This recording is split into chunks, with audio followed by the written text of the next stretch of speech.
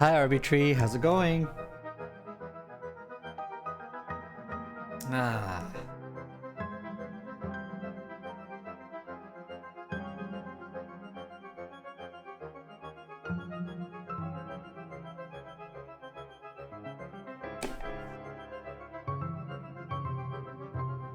Ah.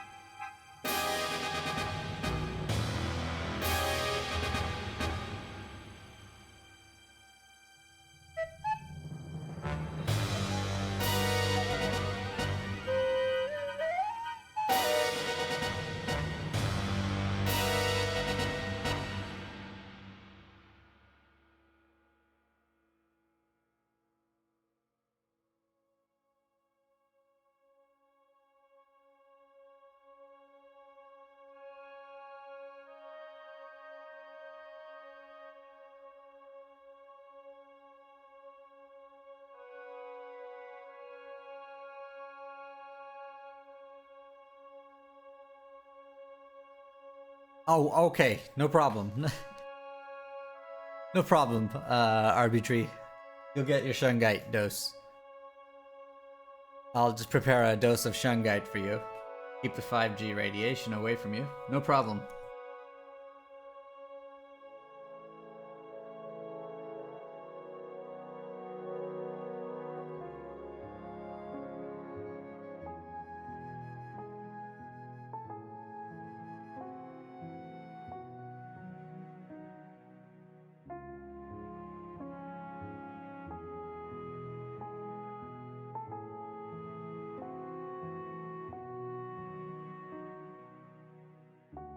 All right. Oh, what happened to this camera here? Okay, this angle right.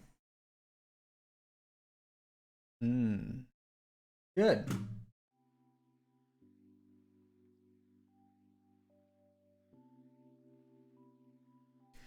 All right, everybody, come on in. Arbitree, feeling some negative energy. Of course, the cure for that is Shungite. Special kind of rock. Here you go, Arbitree. 3 circles of Shungite. Here you go. For you. Okay. That'll make your, yeah, that'll make the day better. Students, please come on in. I see a bunch of you on Discord. I'm very glad. Like 5 whole students are on Discord. See that? Much appreciated.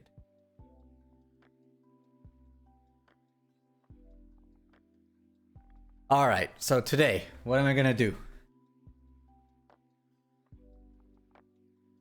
I'm gonna do 5 things because that's all I can do in so many minutes. First, I'm gonna call my class and talk to them a little bit. Just a little bit about contour plots, just so we understand some basic things.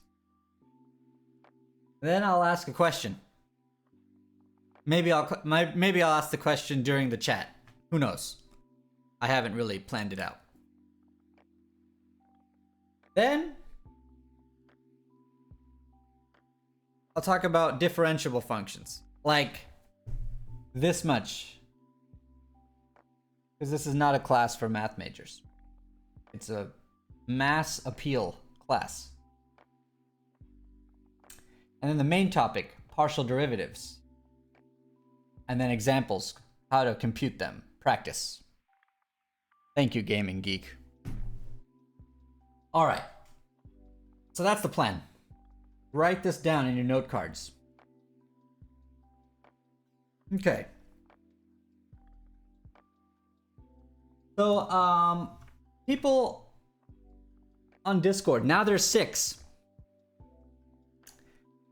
How many of you are generals of Discord? How many of you are willing to talk to me? Just about nothing stressful. Just a little chat about contour plots.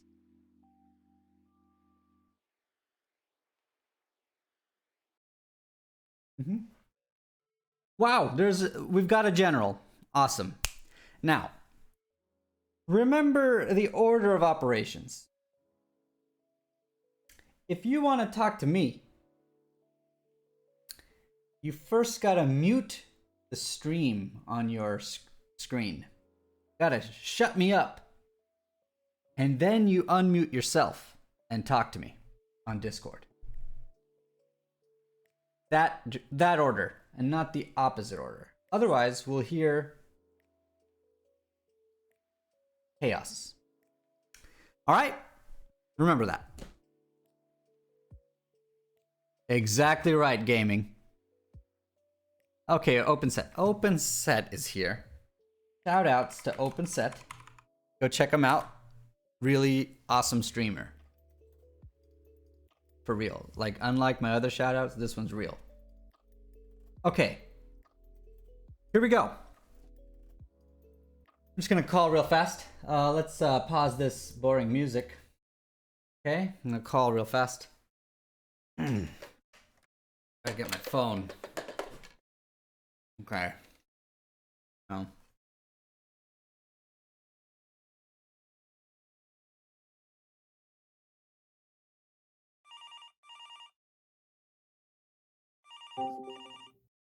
Hello? Check them out. Really Hello. Okay, hi. Good. Okay. Hello. I'm hearing myself in the background. Somebody isn't following instructions. Good, good. Awesome. All right, so let's go look at a contour plot real fast.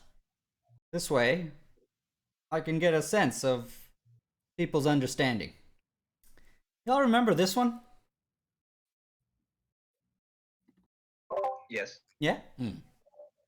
It's the temperature of, I don't know, you tell me, what is it? What is this?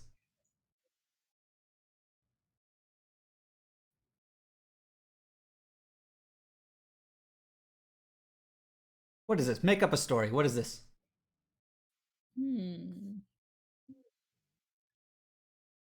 I like the Pringles temperature from the Twitch chat. Now, you're saying this is a Pringle temperature. Now, what does that even mean? Are you confusing the Pringles elevation map with the notion of temperature? Ah, the amount of spice in a Pringle is a suggestion. But where's temperature? Oh, temperature, like heat? Like, oh my god, this class. Oh my.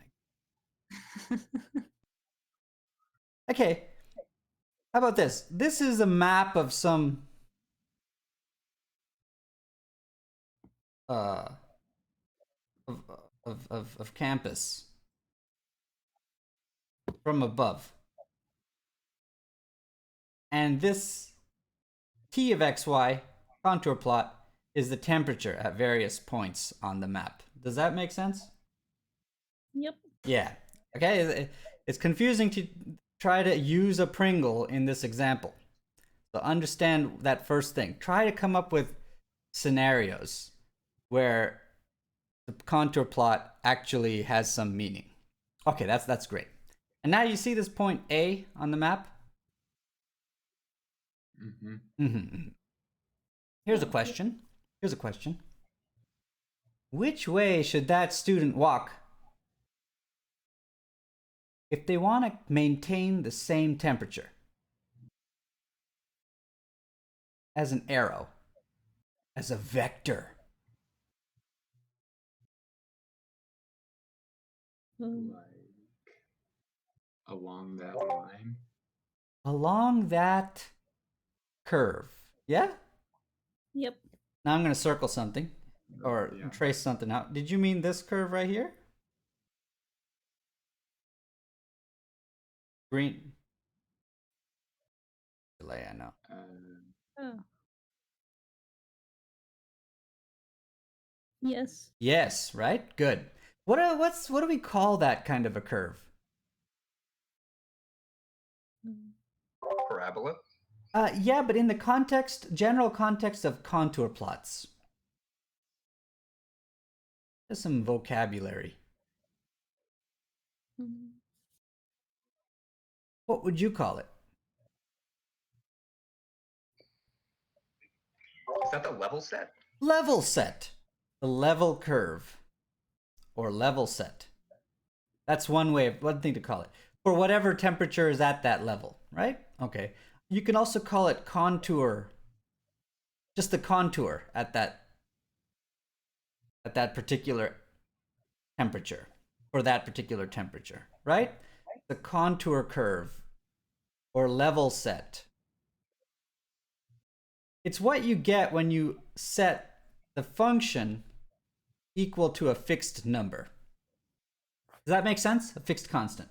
Hold it to a constant. Makes sense. Yeah, good. And so staying constant for the function means going either forwards or backwards along the level set, along the level curve. Awesome. Okay, now I'll ask a different question. Which way should you walk if you want to change your temperature as quickly as possible?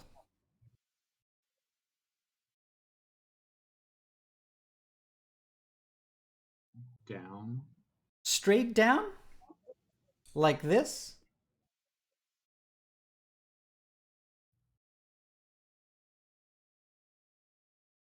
More angle to the right, I would think. A little bit more angle to the right?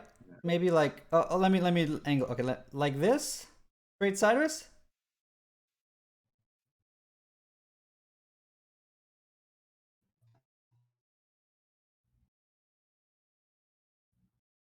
Yeah.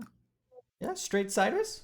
You think straight sideways will gain you temperature fastest? Yeah.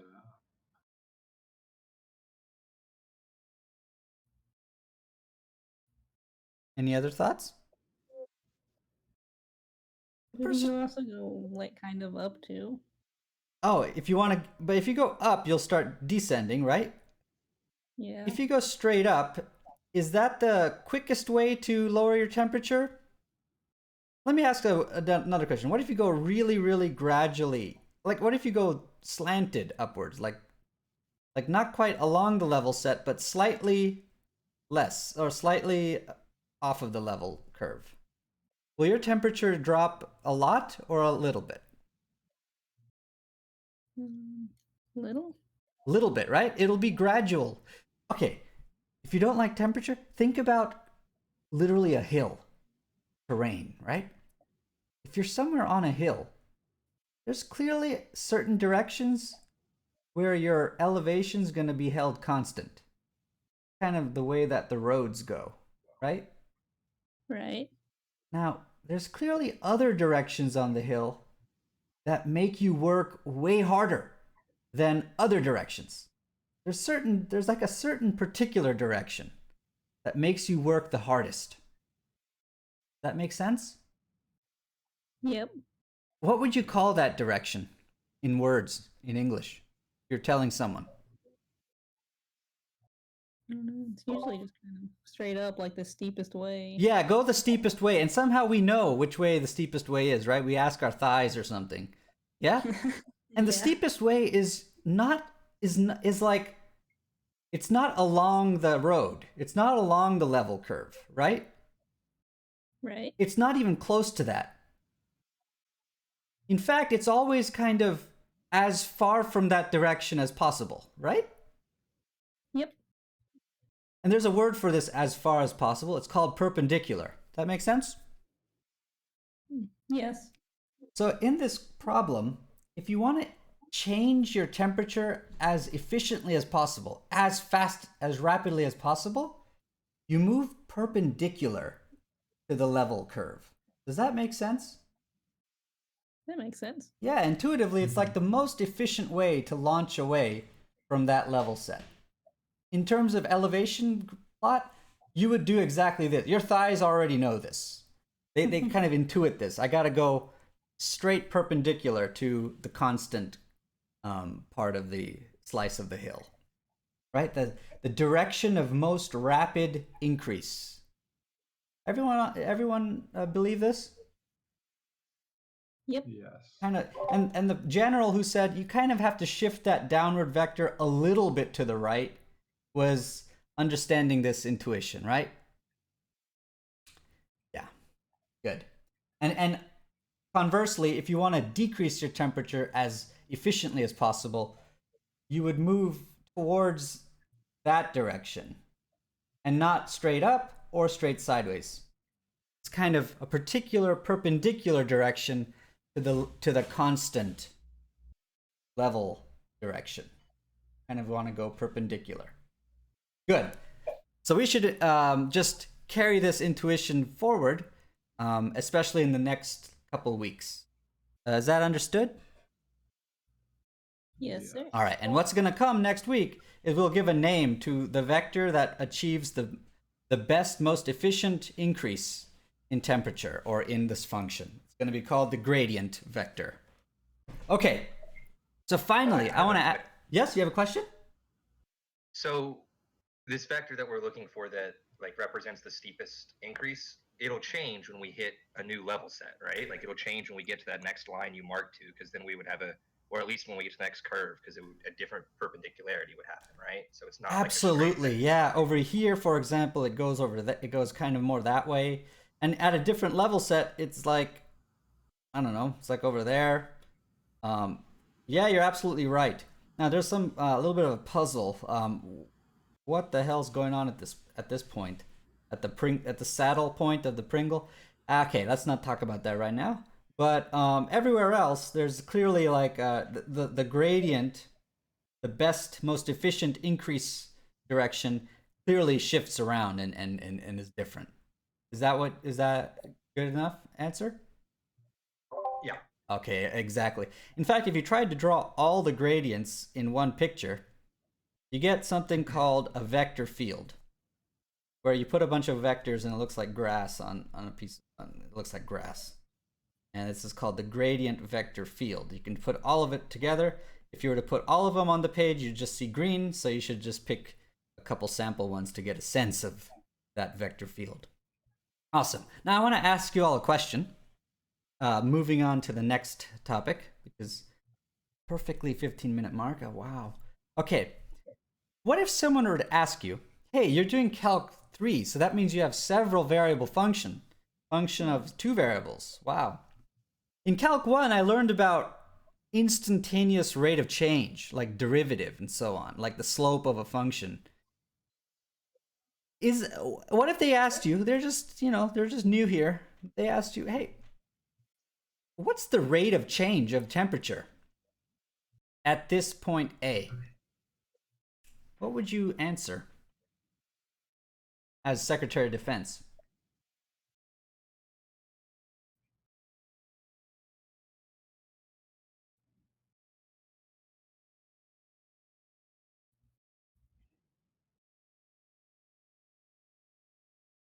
Notice it's open-ended, so you can't be wrong. Would it be delta x and delta y? Or Good, very good. Let's put that on the screen. derivative of y? Oh, interesting. Interesting. It seems like you were trying to pick out one of the variables at a time. Or you seem to have a notion of. Go ahead. Is it the derivative of just t with the points at A? Yeah, what would you say they're trying to understand? Do they have a conceptual hiccup in their mind? Is there something weird about the question? I first want to know what the rate of change from what personally. Like, I don't know what to compare it to. Compared to what? Oh, compared to like, do you remember like the derivative was like the rate of change of a function? Do you remember that? Yeah. Yeah, it's like the slope of a tangent line. It's like how steep the function is at a given input value of x. Remember that? Oh yeah. So now they're asking, okay, well now I have a function of 2 variables, like this temperature. Can I ask someone, they're trying to make sense of this question. What is the rate of change of this temperature at the point A? Can someone point out a confusion that's in this question?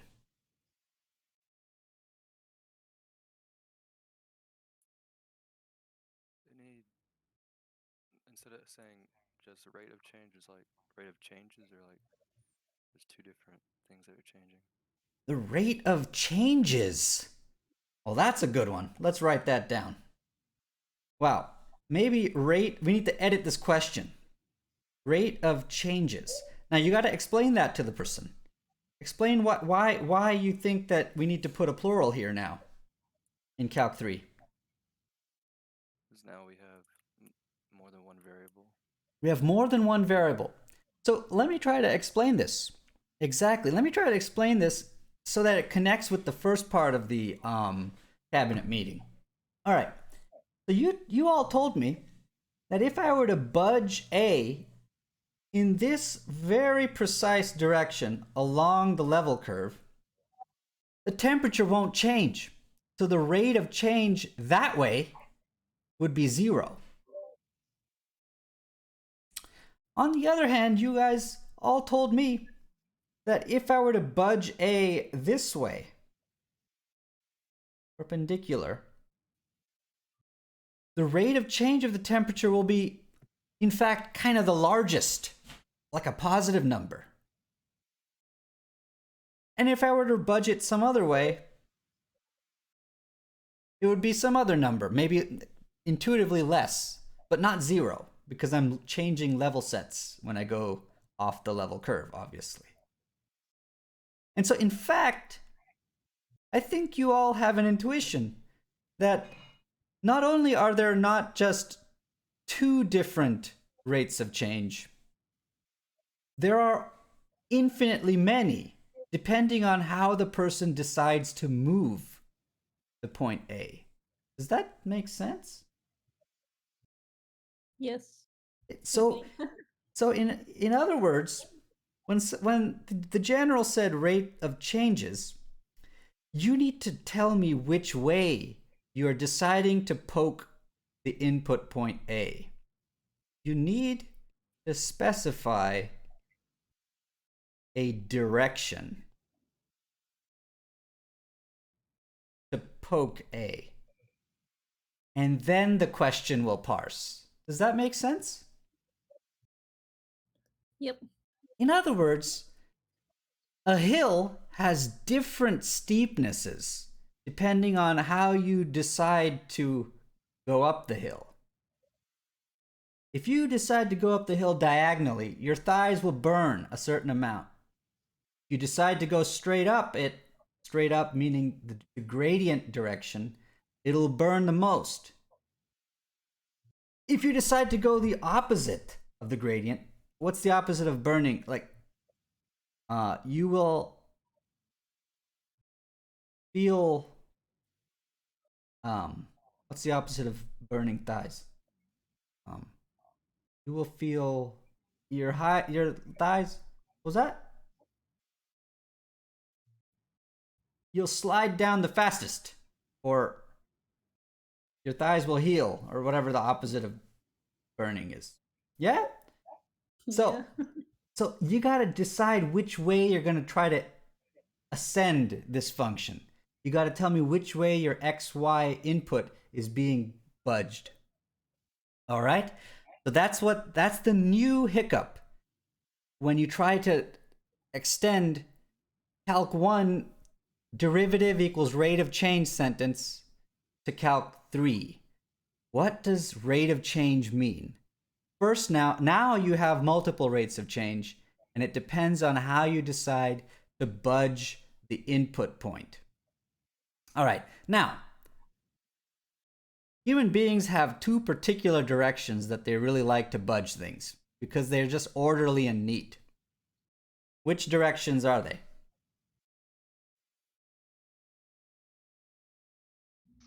Left and right or up and down? Exactly. There are going to be two directions that will be most easy to analyze in our Calc 3 class. Left and right budging, up and down. Notice they don't necessarily have any geometric mathematical significance to the given function. They're simply our biased sort of preferred directions. They correspond to like the two variables. X means left and right, Y means up and down.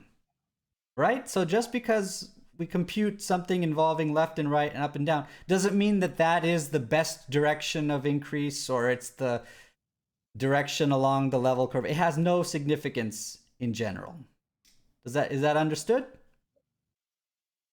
Yeah. It's just simply our bias towards X and Y to be thought of separately. Awesome. All right, now that was a wonderful educational conversation. The state of our country is strong if there's people like you in it. All right? Thank you for your service. Now get the hell out of here. All right, that was excellent. Excellent participation. Good. Just thinking about contour plots like this, asking naive questions can get you really far. In fact, if you don't remember any of the actual math calculation part of Calc 3, you should remember this thought experiment. Why is a question wrong? Try to address the confusion in the question, and you end up learning a lot. When there are several input variables, you need to specify how you've decided to budge the input, and then you can talk about the way the output is changing. The output's rate of change will depend on the direction that you budge, the direction vector you've decided to budge the input by. Fantastic. Now let's go see. What was it I was supposed to talk about? That's right. Contour plot chat. This was incredible. Because of the generals. This was all the generals. Rate of change. I talked about that. What does the rate of change of a two-variable function mean? It's not defined unless you specify a little bit more. All right? Awesome. Okay. what now do I want to talk about? Let me take a quick moment to draw a picture from Calc 1, and then I'll label it, and I'll tell you what we're about to do in the rest of the week. By the way, you're supposed to read chapters 14.3 and 14.4 this week. All right. Let me just do a little bit of Calc 2 picture. I'm going to draw the cartoon of Calc 1. I'm going to draw the one variable derivative cartoon. Now, I purchased these stickers. One of them is an axis. Oh, wow. Look at that. Beautiful. Look at this perfect axis that I can always just draw thanks to this sticker. All right, here's our x and y axis, and here's a function.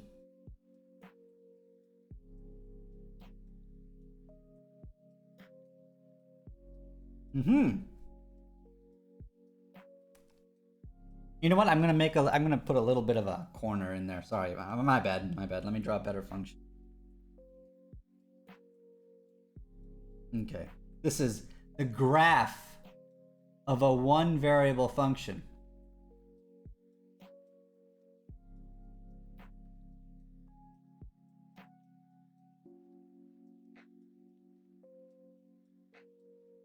Incredible. And then you have some point A.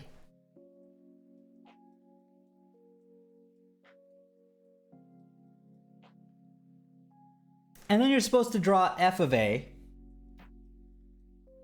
which is elevation of the function there.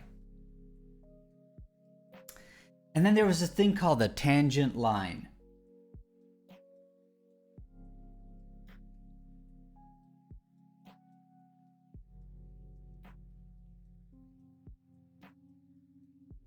Wow, incredible. There was this thing called the tangent line.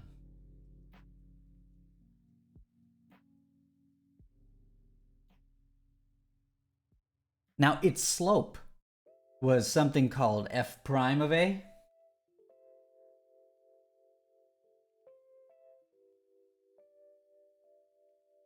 Other notation was the derivative of f with x equals a plugged in.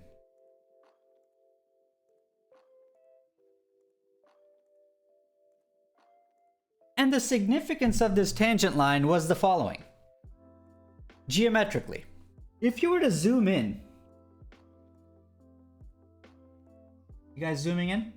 Put your face really close. You see no difference between the line and the curve, original curve. In other words, this curve was locally, looks like a line, locally linear.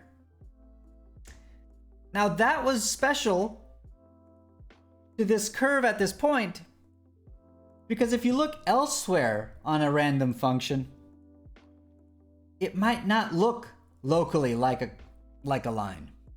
For instance, there was this other place, like this.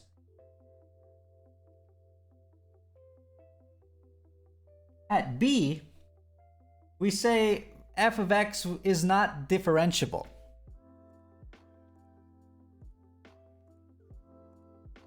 This is a review of Calc 1.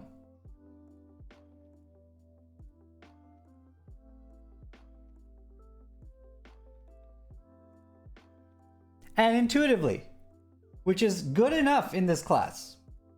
We're not math majors. Intuitively, it means that the graph of the function does not look more and more like a particular line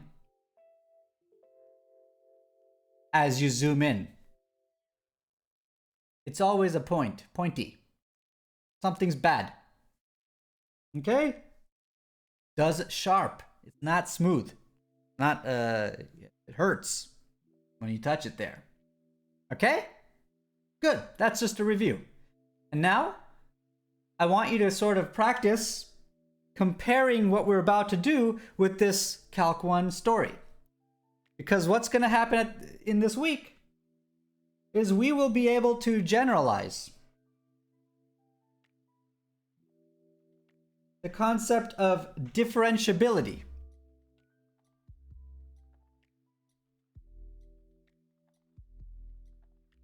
We're able to do this. we're able to, for differentiable functions, we're able to generalize the concept of a tangent line.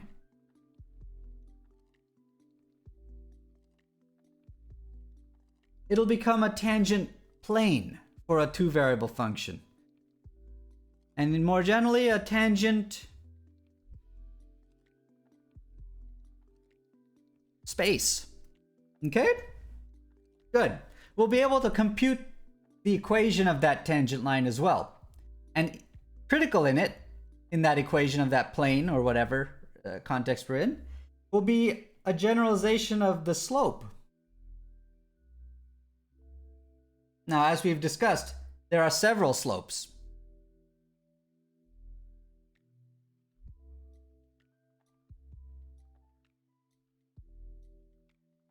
And the two that we'll be concerned with are the sideways, the x slope, and the y slope. And those will be called the partial derivatives. Because they're derivatives, but they're only giving you partial information about the rate of change.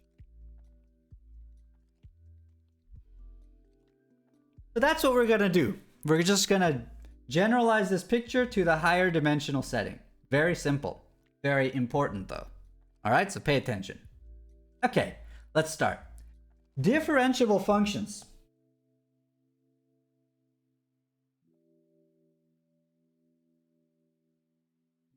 Now you go and look at the book. It's going to give you some horrendous mess to read about what it means for mathematically for a function to be differentiable. In my experience, for this target audience, it's a complete waste of time to actually go through that definition. So I'm going to tell you what differentiable means for a two-variable function. Here's what it means. At the end of the day, this is what it means.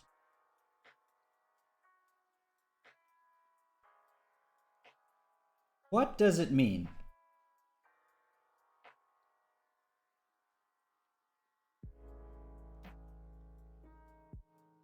A two-variable function is differentiable. And really, it's qualified. Differentiable at a particular input point, like A from the conversation we had. At A comma B, at an input point.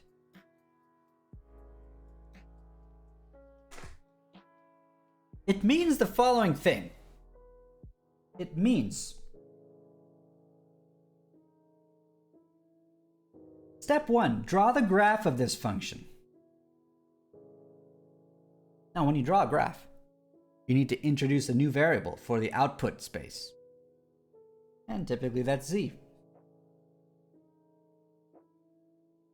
And that's the hill. The terrain thing. That f of xy is the elevation f of xy is sort of, when you interpret f of xy as elevation in the z direction, you get some hill-like thing.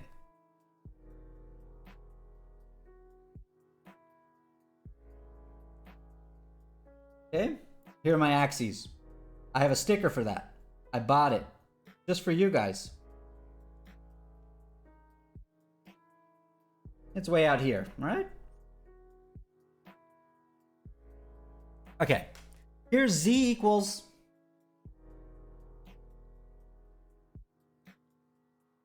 you go ahead and draw that somehow. And then with your mind's eye, you go to the input point A comma B.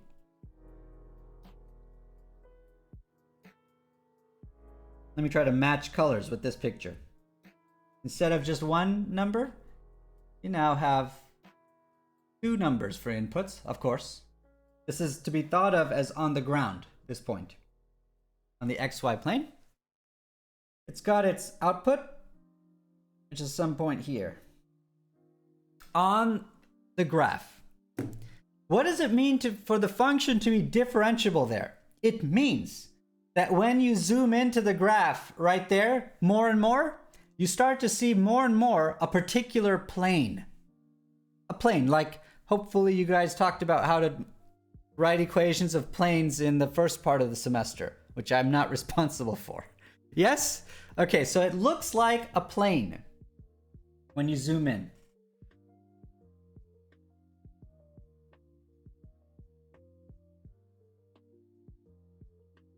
It means there's a particular one plane that it looks like when you zoom in.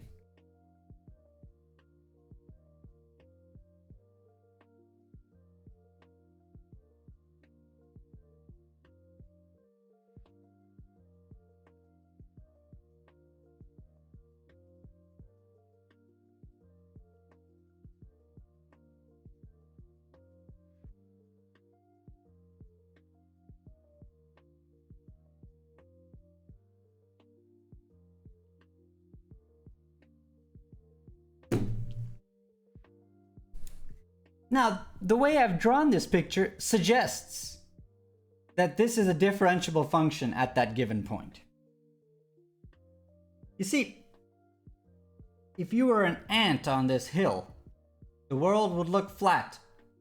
Flat earthers love differentiability. In fact, they're just confused by it. We would have no flat earthers if the earth were the tip of a cone. Let me alter the picture a little bit.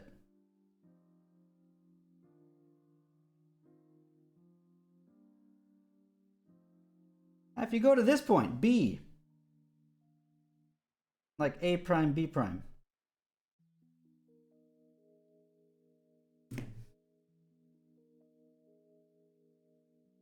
Function's not differentiable there, folks. You keep zooming in forever, you're just gonna keep seeing a tip. It doesn't become flat. No flat earthers there. Where is a function differentiable? It's exactly where there's an opportunity for a flat earther. That is what differentiability means. All right. Okay, good enough for me. Now, let me say one more thing.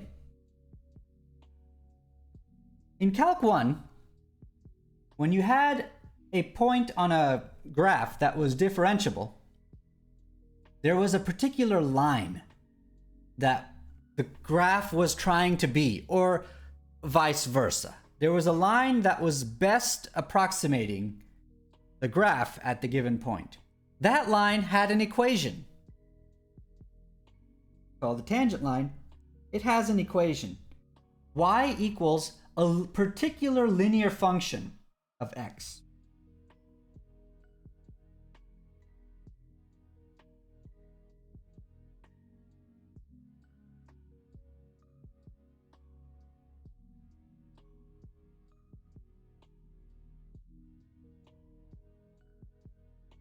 Hi, Blowfish. Okay? Well, good news. When you look at the definition of differentiability, the one that's for grown-ups, meaning losers who have too much time on their hands and are inspired by mathematics, you will see a particular linear function in the definition. I'm going to tell you what that linear function is. In the actual definition,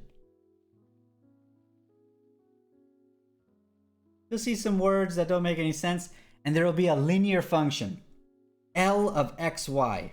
Now, what's a linear function? A number times x plus a number times y plus a constant.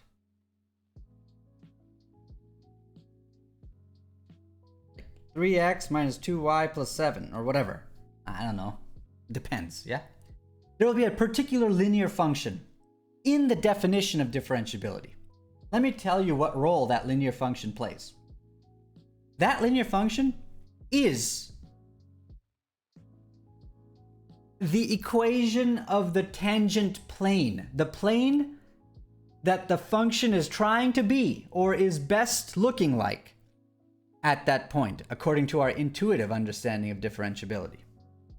So if you were to write z equals L of xy, this is the tangent plane. I'm just bridging some words you're going to see in that definition with the concepts that they actually mean.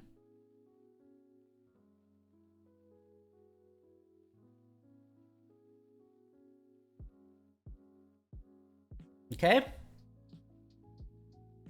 How the heck do you find this best linear approximation of the function?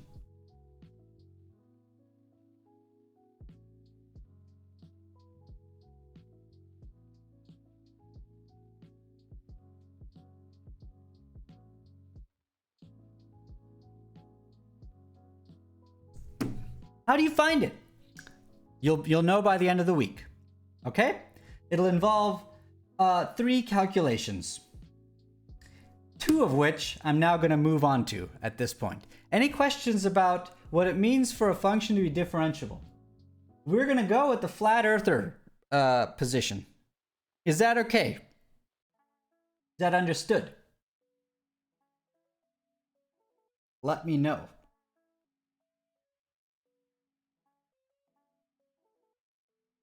All right, this was an A+. This was A+2. Good. Fantastic. It's very intuitive. All right, awesome. So now, I'm going to move on to the topic of partial derivatives.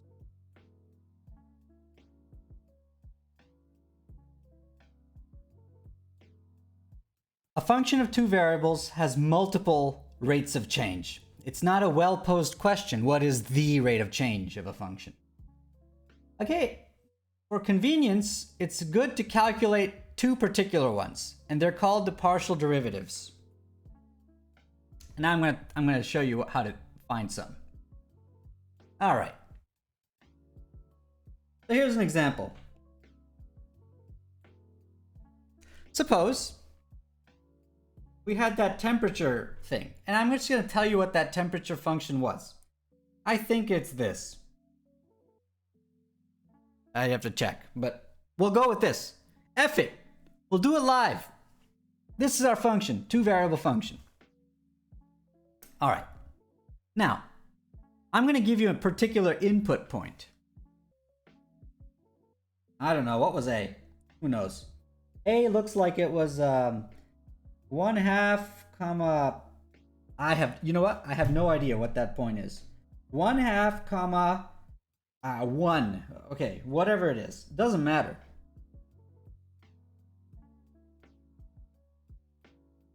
So a derivative in 2D is the slope of a tangent line at a point. Would a 3D derivative technically be a plane through a point?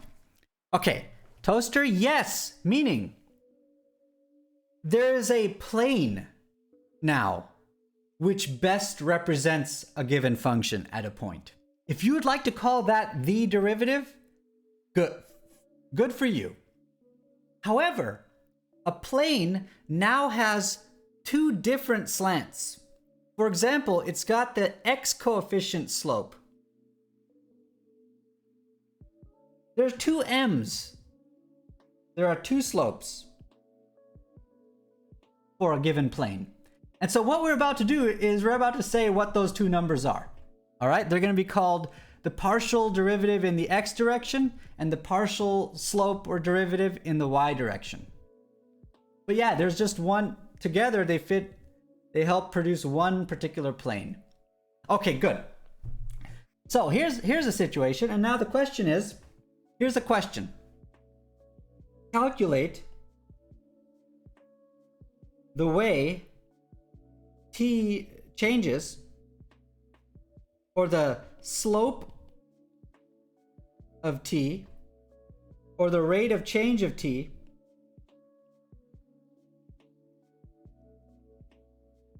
as you at A, right, at the particular point.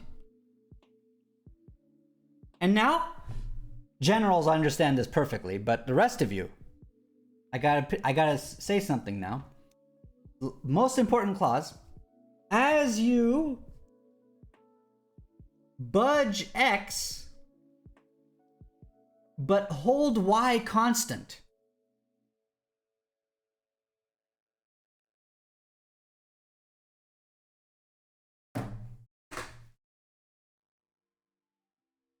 Pictorially, what does it mean in terms of the conference call I had with the generals earlier?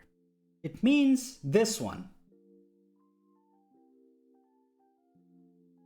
When you budge x, tell me what the heck's happening. What's the slope of the function if I were to move that way? Okay? Awesome. Notice how I'm saying it. The way I say it gives you a clue as to how to compute this damn thing. You hold y constant. Let me write that another way. Treat y as constant. And of course, what constant is it? It's 1 for this point.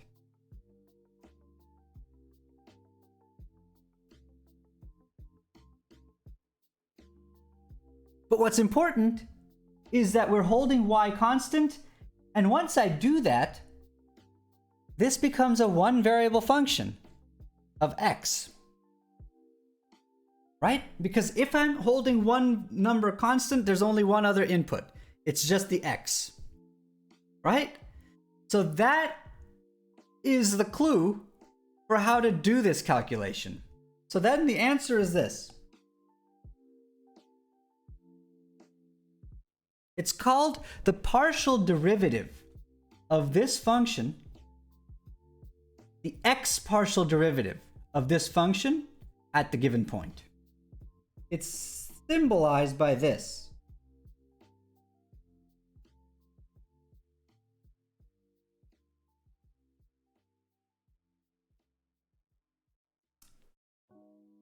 This is a symbol. Learn how to trace this. Notice, trace this symbol right here. Let me make it orange for school pride. Okay, trace. Get your stencils and like trace that. It's a curly D called the partial derivative in the x direction.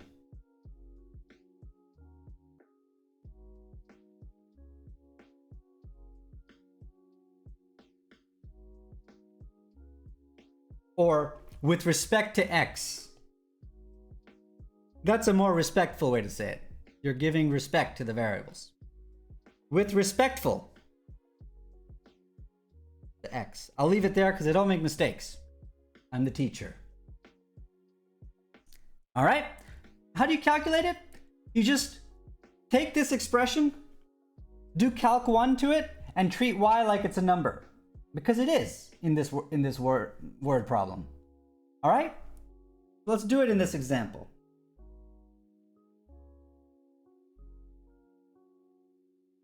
Let's compute this. X is the variable, y is held constant. Well, if y is a constant, its derivative is 0. If it's just hanging out there, not multiplying anything else.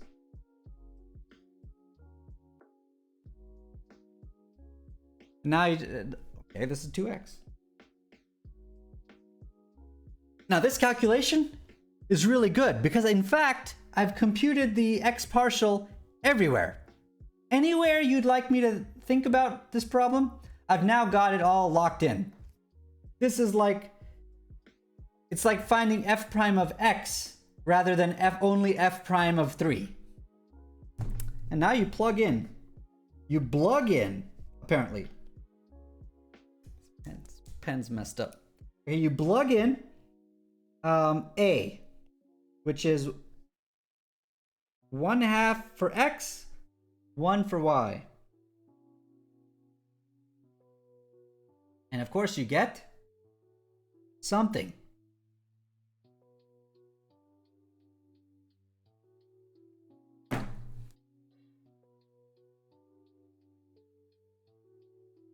Amazing. Then you circle that. That's the answer. Let's try the other problem, right? There's the other problem. What about, I know you're asking that. What about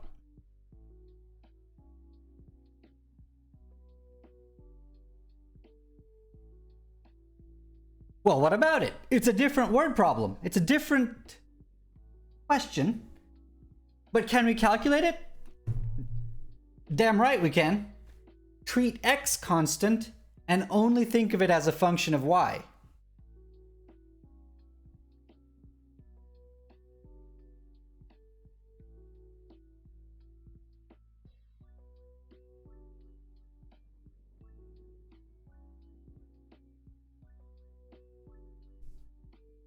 incredible. This is just so incredible. It's almost boring at this point.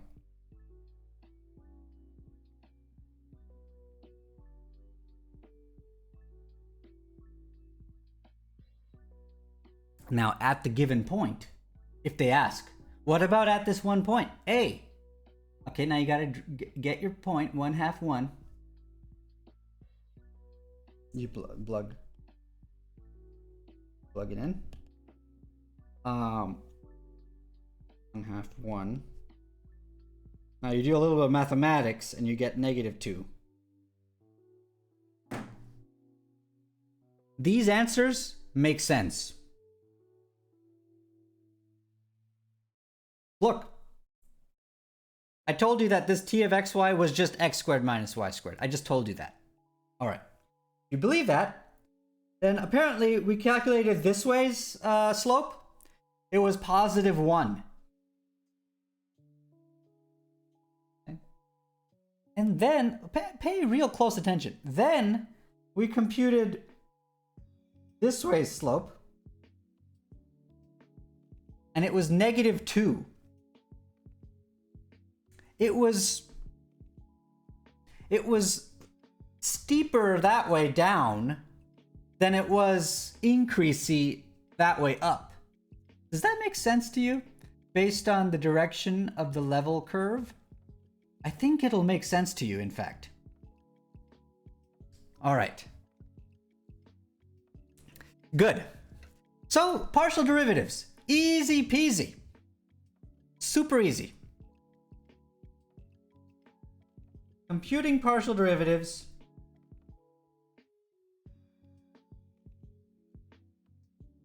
is easy once you understand what the heck the computation means. For example, compute df dz if f is the following 3-variable function.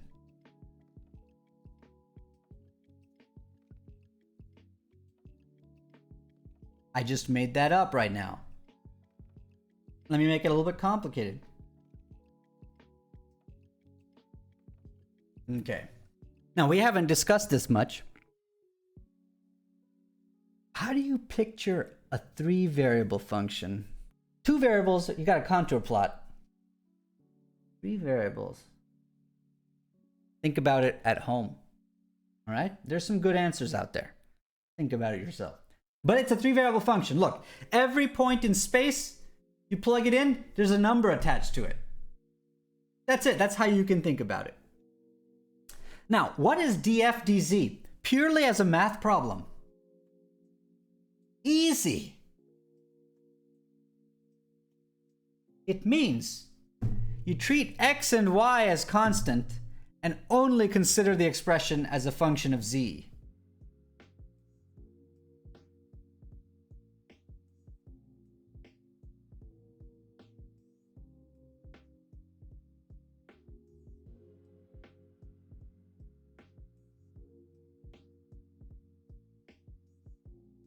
And so I'll tell you what you get.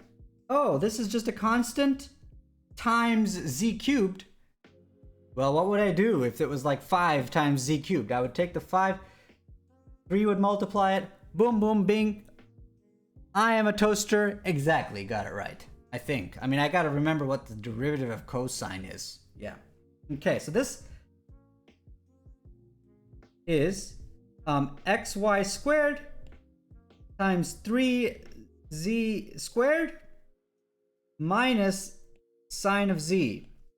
Derivative of cosine is negative sine. Absolutely. Now I remember, for sure. You can then do a little bit of you can write it better if you want. That's absolutely not needed. But you're done. And then they ask you, what is it at a particular point? X, Y, Z. Okay, you plug that point in. Right? And you get a number. Now, what does that number mean? It means this. Let's think of this f function as fog.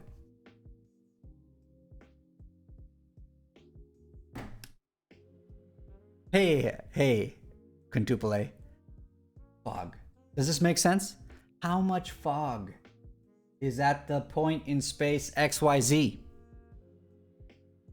Everyone got an understanding of this function? What does this mean? If I were to tell you a specific point, this quantity tells you how the fog, okay, let's call it fog density. Yeah, fogness.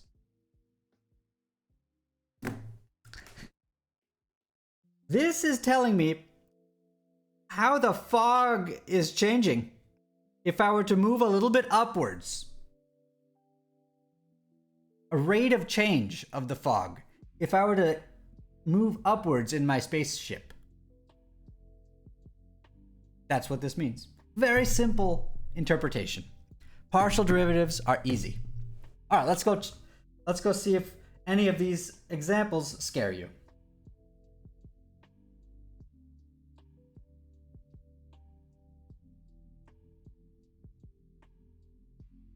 Take a look at this example. Put a 1 in chat if you're not scared, and put a 2. Put a 2 if it does not scare you.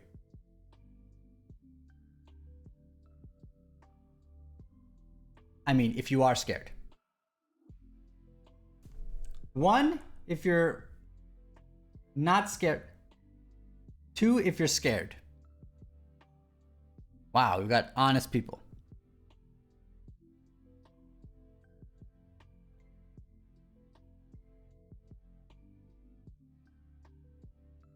You see, good. But just in case there's anyone that's a little bit hesitant, it's very, very great news that I asked for the x partial of this function. Because you're supposed to hold the y and the z constant. And so, for example, this here is just a number. You should be happy that I asked for a partial in terms of x. Now I'll let you do it.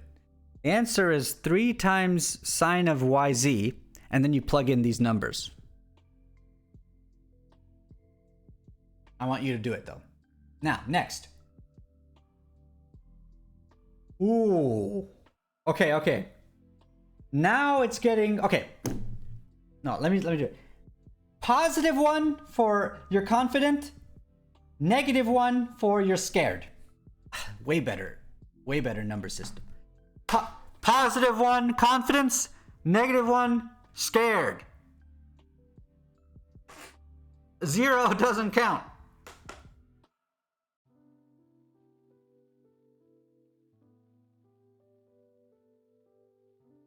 Negative 1, good. Negative 1, good. Positive 1 there. Aha. Negative 1. Negative 1, good. I'm gonna do this one now, live, on live TV. Ready? X is thought of as a number. Like 7, what's your favorite number? Chat, tell me your favorite number. Go, right now. Favorite number.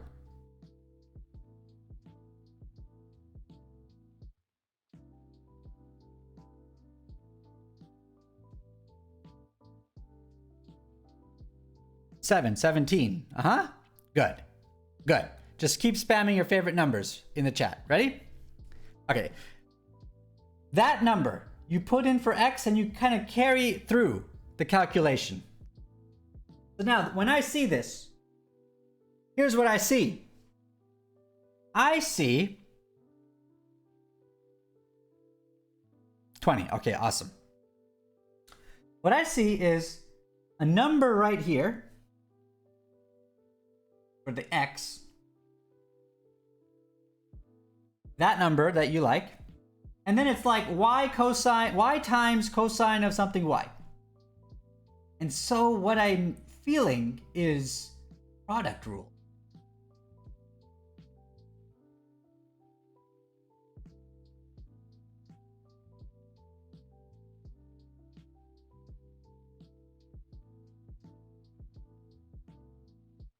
So let me do this now.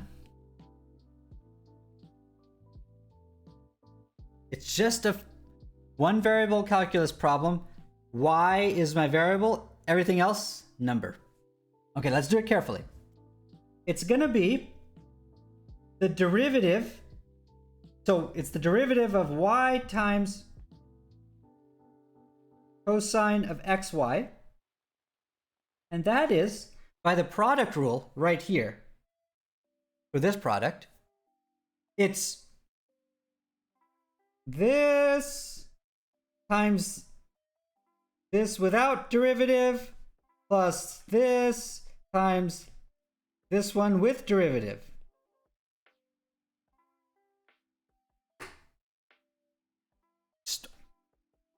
Look, I'm just doing one variable calculus. It just looks fancy so that people are impressed by me. Correct? Oh, thank you for the poll. 75% of you are scared. Good. That's really good. I'm glad lots of you participated in that poll. Okay, good. So next, careful. Let's do each piece. Y, the derivative of y with respect to y is 1.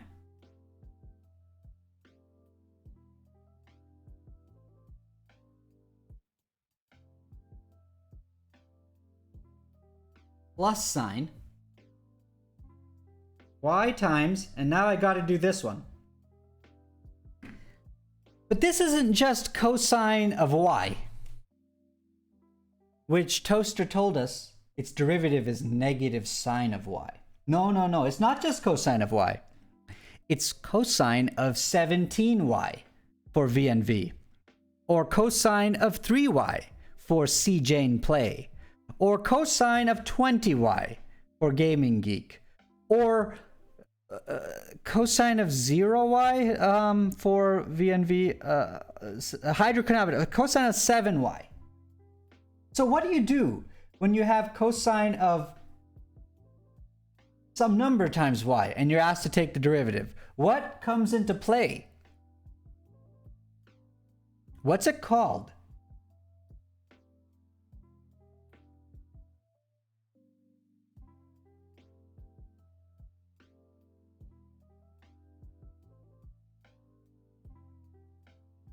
Chain rule. Exactly. There's an inside expression and an outside one. Inside and then outside.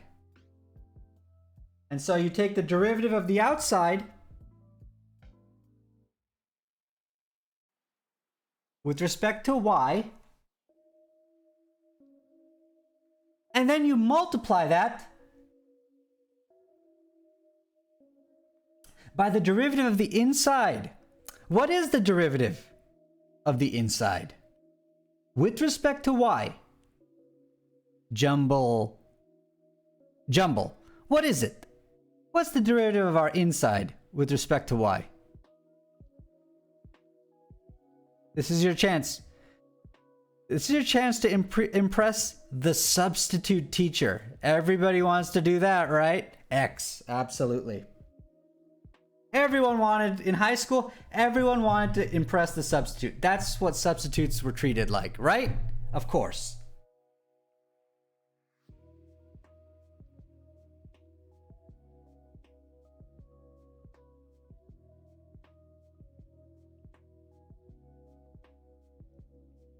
And now you're done.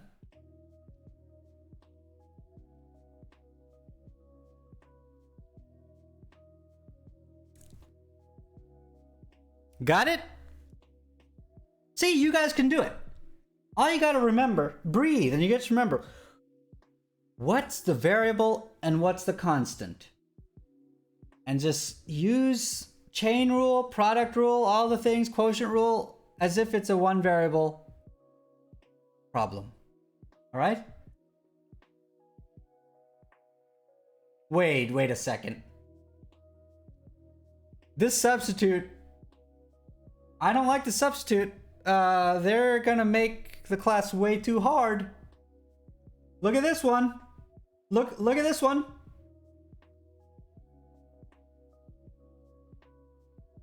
Yeah, look at it. Look at it. VNV? No, no, no. Make your minus ones plus ones, but don't do that. Don't do that. That's a sign error. But you know what I mean. Look carefully at what I asked.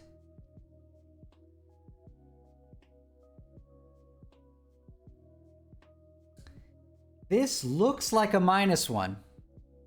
Yeah, this looks like a minus one, but it's a plus one problem. This is a solid plus one.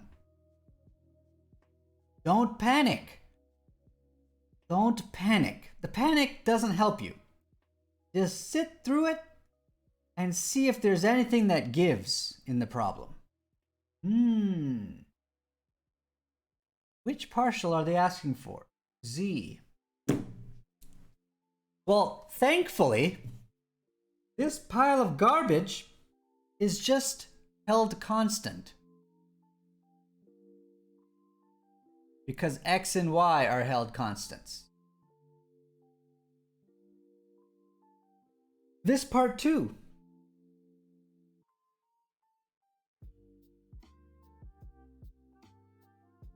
And so, for example, if you had gone and done the FOIL garbage,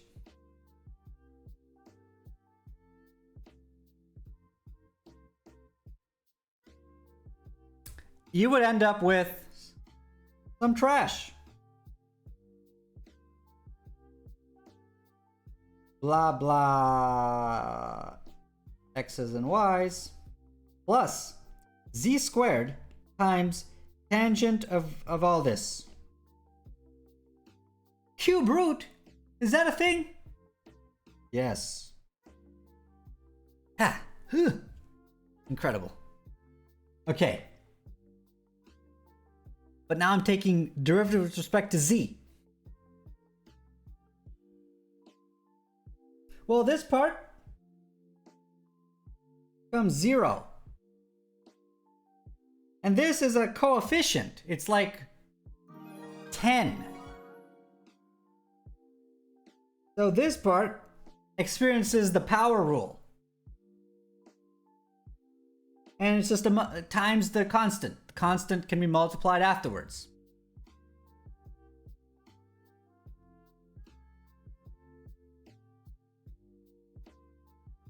Done.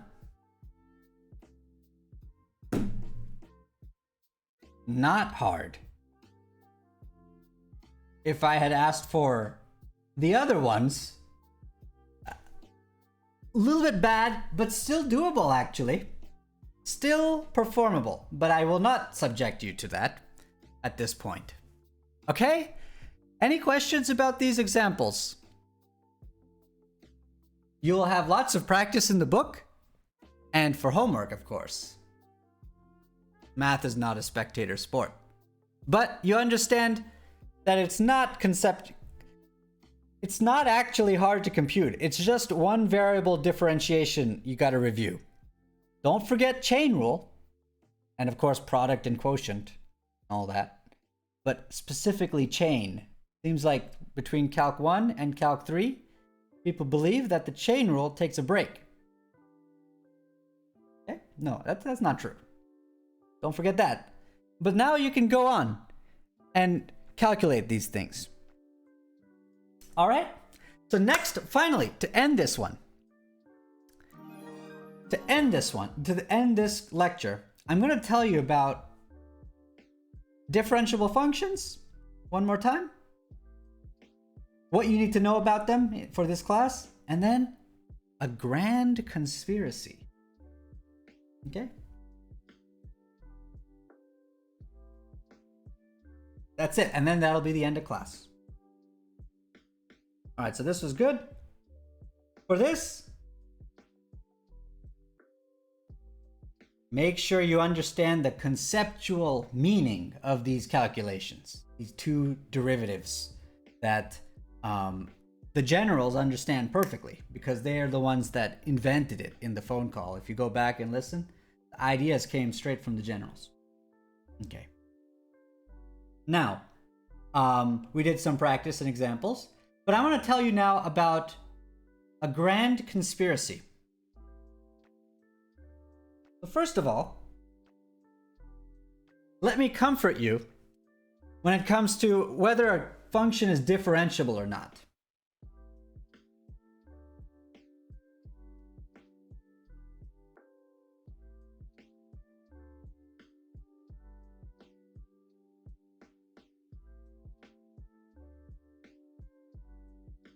I'll just tell you.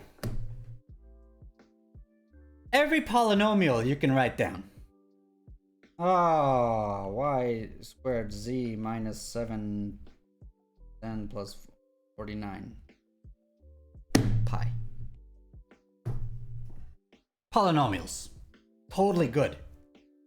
Differentiable. Ratios of two differentiable functions are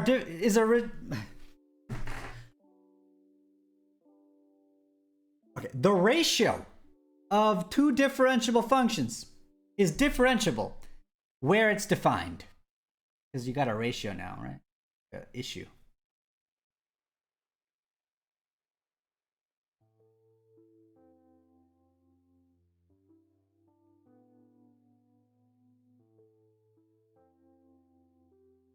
Sine, cosine, tan, trig functions.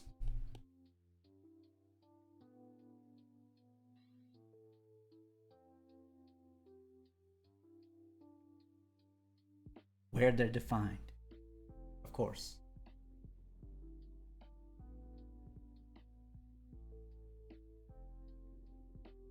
Surds. That's an old word. These are like nth roots, like square root or cube root, where they make sense, and a little bit of an asterisk that I won't really bother with. So just put a dotted arrow. Don't worry about it. I won't give you a situation where a surd is causing an issue. Let's put a little dotted arrow. Don't ask. All right. Next. What else? Compositions of diffs are diffs.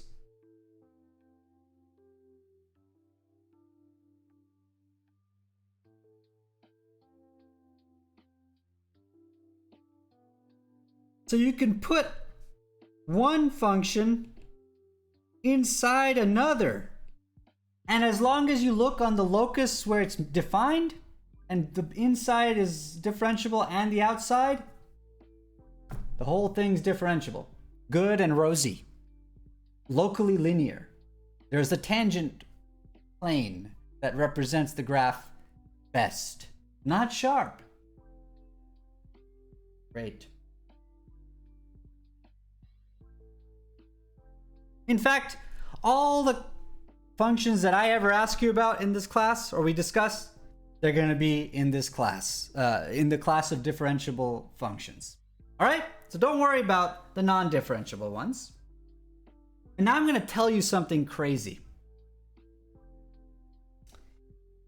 All the functions that we ever talk about,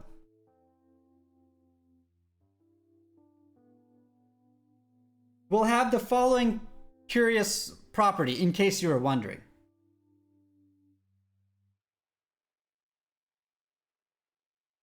If you take the function and you take its x derivative, and then you take that and you take its x derivative or y,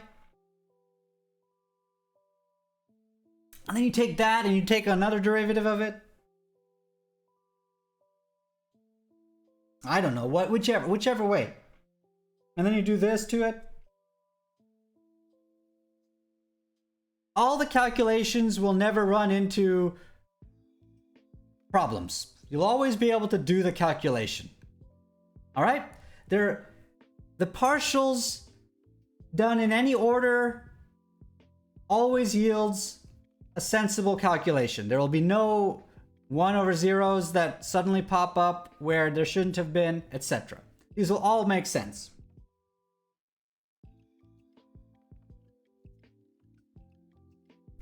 These are called mixed partials. of a function. And we actually do shorthand for this. There is a shorthand, which I'll tell you about next class. Because you don't want to start writing big old chains of things like this. It'll take up too much paper. We'll be able to write a little shorthand notation for this calculation. Take the x derivative, and then to that take the y derivative of that thing, and then to that take the x derivative, and then the x derivative. But there's a miracle that I want to tell you about real fast at the end of the class, and then we'll pick it up with some examples next class.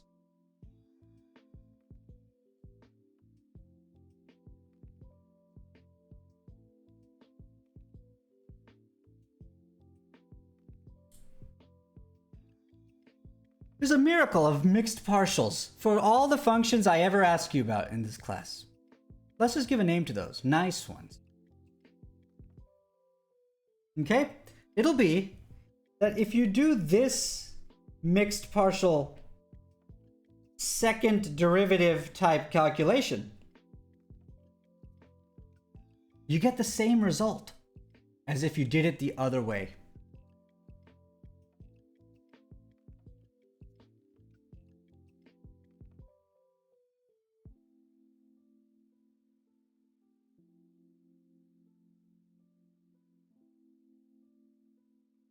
If you were to check this on really simple functions, you won't be impressed. But when you check it on complicated functions, you start to get more impressed. Like the complicated examples that were -1s for us earlier in the class, but now are now +1s because I'm a great teacher. You start to see this is crazy. This is a crazy conspiracy. And that's all I wanted to tell you. There's this conspiracy in this world for the nice functions that we ever discuss in this class. All right? Great. So we pick up with more partial derivative discussion and tangent plane starting next class. Okay? Any questions? Go ahead and spam them or tell me or ask me in Discord if you want more private setting. You don't want these weirdos like Toaster contributing. Iro Delph, how's it going? End of class. What happens at the end of class? Tradition.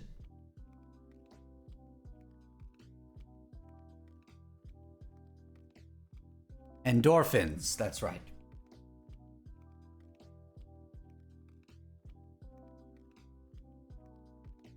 First and foremost, the generals.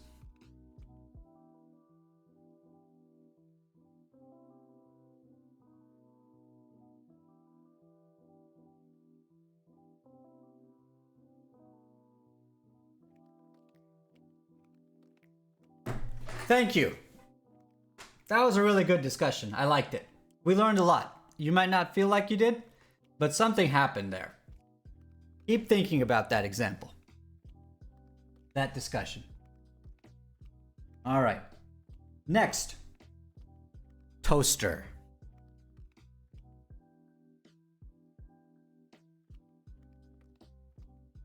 Arbitrary. Put up some good polls, I don't know, in the chat. Every now and then, folks, you should pay attention. Arbitrary or whoever it was, put some polls up. They're good. That was good. I like that. Toaster, you've got your neurotransmitters right there in your cerebral cortex, right next to the hippocampus. Yes, and the pituitary science. gland. That's what it is. Yes, science. Technically. All right. Jumble. Okay, I should really say all my students. All my substitute students.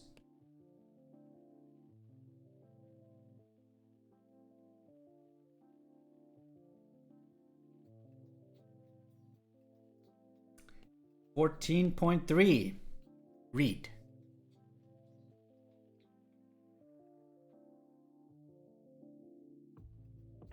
And compare with what I emphasize, and I tell you to focus on. Okay. All right, next, math online problem solving. Welcome. Welcome.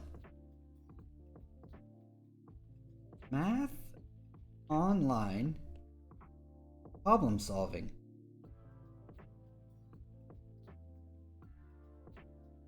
Very straightforward name. Rodelf is here.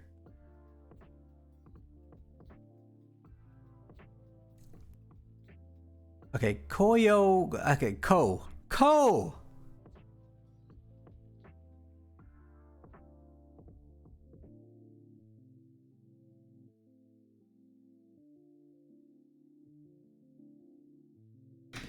It's still good gaming to look at the thing and just try to.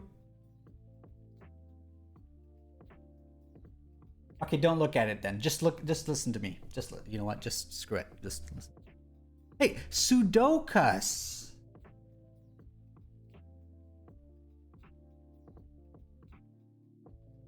But gaming, do practice problems though. The book is great for having tons of problems.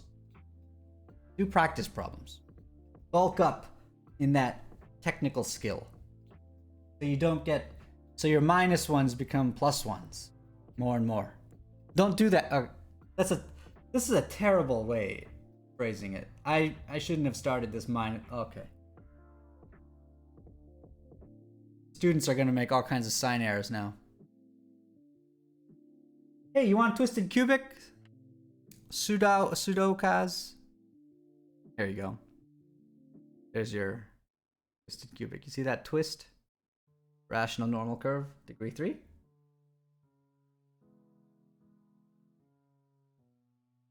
Good. I'm glad it was helpful. Who else is here? Quintuple A.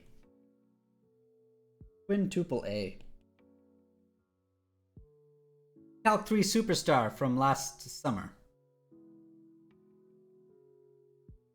Old student. Hope things are going well for you. He was a very active participant in the Discord. Charnesky, you're here. Oh my god. Just in time.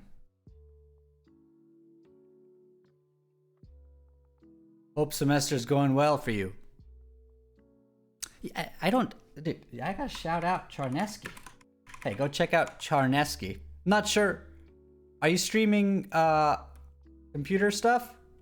Right now? Like typing and like space bar and backspace. That's the one. That one always gets me.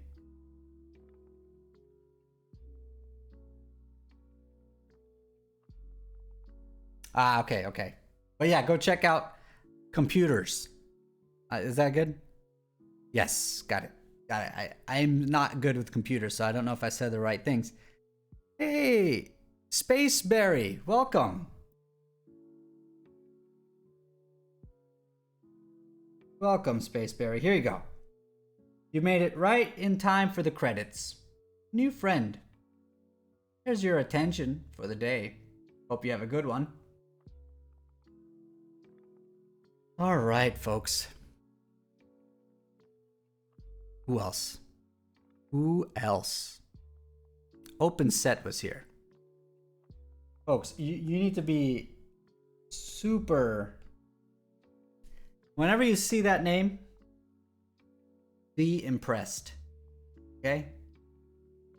Be impressed.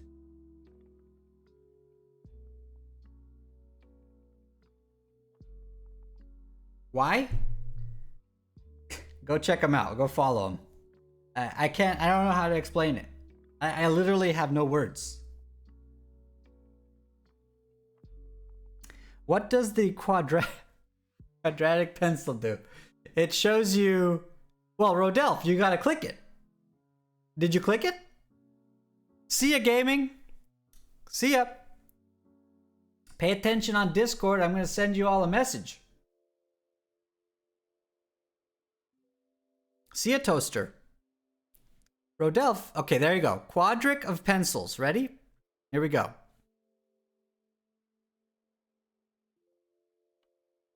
It is this statue. That's what 2,000 channel points will get you.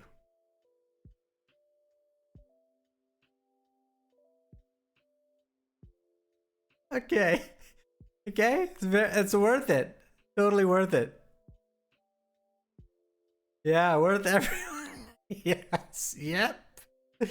Fantastic. All right. All right, who else who did I miss? I think I got everyone.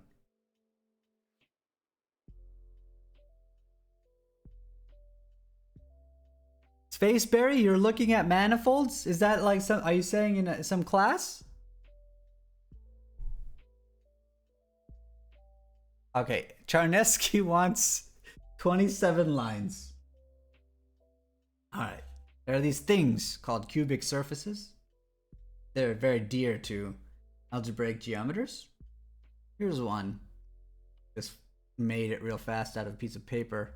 That's false. I got it from a company that makes these things called MO Labs. Shout out to them, but they're not giving me free stuff, so I take that back. But you see it has 27 lines on it. Those are perfectly straight lines. And there's exactly 27 perfectly straight lines on such a cubic surface. Think of it as like a random cubic polynomial, but in 2 variables. 3 variables. I lied. It's not a real shape. Correct. Correct. Blowfish, you're here. And you redeemed Teacher's Pet. Really insightful comments today.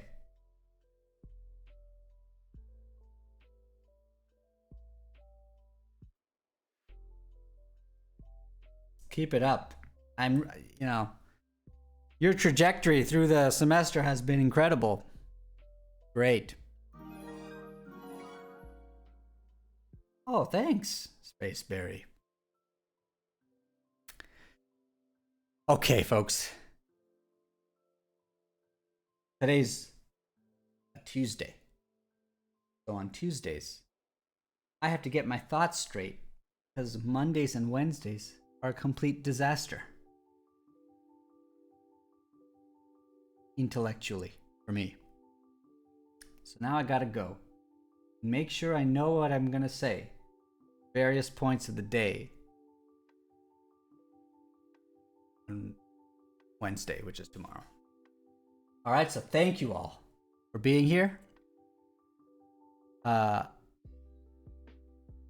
Wait, Sudokas, you weren't Teacher's Pet, were you? I don't think you were. I don't think you were. Nope. It's something you gotta redeem. And I somehow doubt you have enough channel points. How much was it? How much is Teacher's Pet?